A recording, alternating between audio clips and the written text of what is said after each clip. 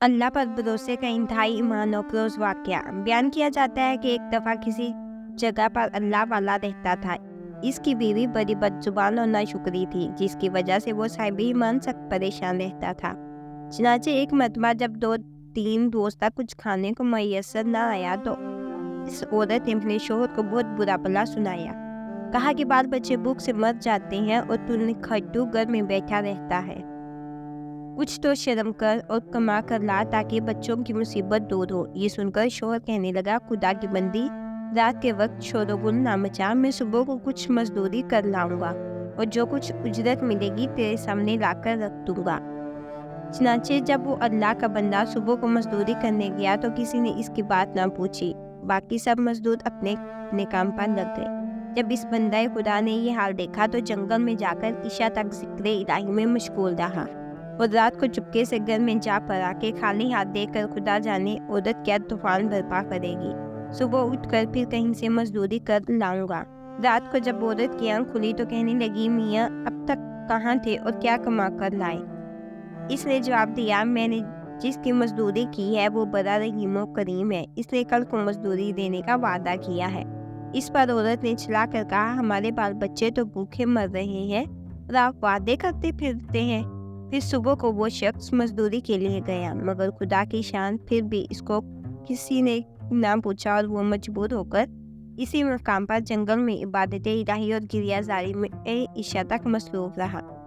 फिर रात के आधी पहर जब डरते डरते घर में गया तो वो औरत कहने लगी, दोनों दिन की मजदूरी लाए हो? इस बेचारे ने घबरा कर कहा, आका ने कल 3 दिन की मजदूरी देने का वादा किया है।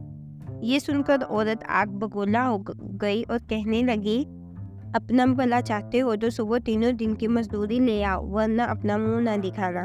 सुबह को इस औरत ने एक थैली इस मर्द के हवाले करके कहा, 3 दिन की मजदूरी इसमें ले आना और खबरदार खाली हाथ घर में ना आना। ये सुनकर इस बंदा खुदा की नजर हाल में इस बाप से उठकर मस्बे हकीकी की तरफ जा पड़ी और इसी वक्त सीधा जंगल में जाकर इबादत इलाही में मशगूल हो गया।